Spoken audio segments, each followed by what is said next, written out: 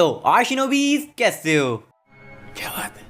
तो यार आज हम बात करने जा रहे हैं इताची के सुसानो के बारे में। मोर स्पेसिफिकली इताची के सुसानो के अल्टीमेट डिफेंस और अल्टीमेट ऑफेंस के बारे में बात की जाएगी, और इसके बारे में हमने लास्ट टू लास्ट वीडियो में बात भी की थी। And thank you so much Amad भाई कमेंट करने के लिए आइडिया, और आपने तो पूरी की पूरी स्क्रिप्ट ही प्रोवाइड करवा दी। So thank you so much Amad भाई। और अगर तुम्हें जानना है डिटेल में कि इताची के सुसानो का अल्टीमेट डिफेंस और अल्टीमेट ऑफेंस क्या है, तो इस वीडियो को लास्ट तक जरूर देखना। So without wasting for the more time let's start the video. So main video start करने से पहले भाई मैं आपको बता दूं, ये स्क्रिप्ट हमें अमाद भाई ने प्रोवाइड करी है और मैं इसको पहले मेंशन करना भूल गया था।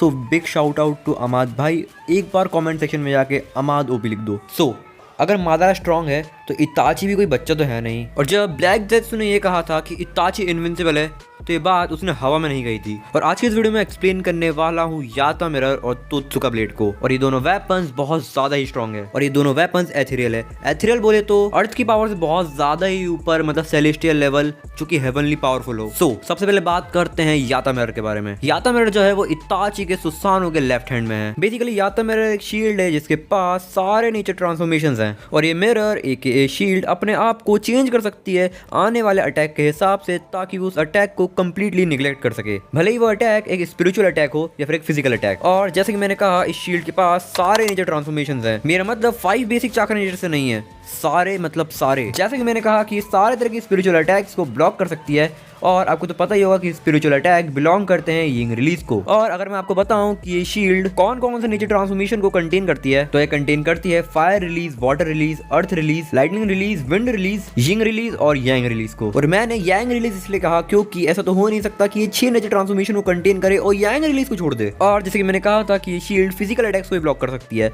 सो या और ऐसा कोई jutsu नहीं है जिनके अंदर ये सारे नेचर ट्रांसफॉर्मेशन जो भी मैंने अभी आपको बताया उन्हें ये शील्ड रोक ना पाए। इवन मांगी शारिंगन के एबिलिटीज लाइक गेंजुत्सु और कामोई भी शील्ड को नहीं हरा सकते। सामने वाला एनिमी किसी भी टाइप के jutsu या फिर नेचर ट्रांसफॉर्मेशन अटैक का यूज कर रहा हो, ये शील्ड उसे ब्लॉक कर ही देगी। और इस वेपन का नाम याता मिरर है। मिरर इसके नाम में ऐसा ही नहीं रखा गया है। ये वेपन दिखने में एक शील्ड की तरह है, तो इसका नाम याता शील्ड भी हो सकता था। इसका नाम याता मिरर एक और चीज को प्रूफ करता है कि ये शील्ड सिर्फ अटैक को ब्लॉक नहीं करती, रिफ्लेक्ट भी करती है। बताता हूँ कैसे। जब एनिमे में सास्के आउट ऑफ चाक्रा हो जाता है, तब सास्के इताची पर अपनी स्वॉर्ड से अटैक करता है, और सास्के की स्वॉर्ड जैसे ही याता मिरर को टच करती है, वहां पर एक येलो कलर की लाइट फ्लैश होती है। उसके बाद सास्के अचानक से बहुत दूर जाकर गिरता है, और ये बिल्कुल सेम वर्क करता है मादारा के गनबाई के उचिया रिफ्लेक्शन की तरह। जब मादारा ने अपने वेपन गनबाई के यूज से नारुतो के टेल्ड विस्ट बॉम्ब को उसी पर रिफ्लेक्ट कर दिया था। और इतना सब बोलने के बाद आप सब समझ ही गए होंगे कि मैंने इसे अल्टीमेट डिफेंस को कंसीडर किया है। सो अब नेक्स्ट बारी आती है तोत्सुका ब्लेड की। ये भी एक इथेरियल वेपन है जो कि इंचेंटेड है just like Minecraft sword. And you know what,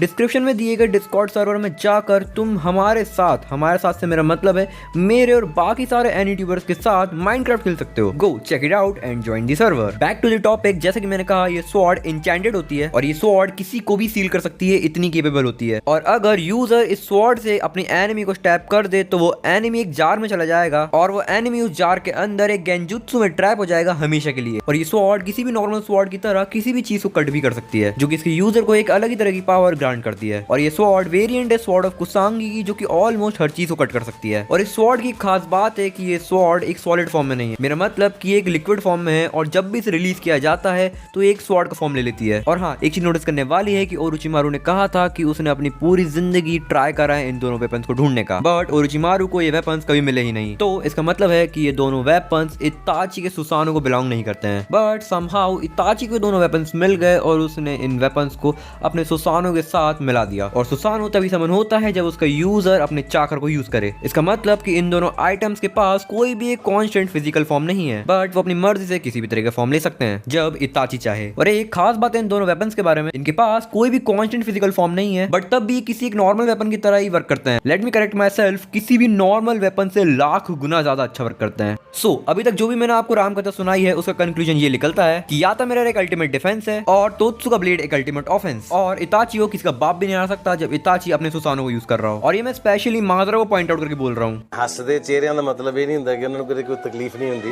ਉਹਦਾ ਮਤਲਬ ਇਹ ਹੁੰਦਾ ਕਿ ਇਹਨਾਂ ਨੂੰ ਤਕਲੀਫਾਂ ਨਾਲ ਡੀਲ ਕਰਨਾ ਹੁੰਦਾ। बिल्कुल सही।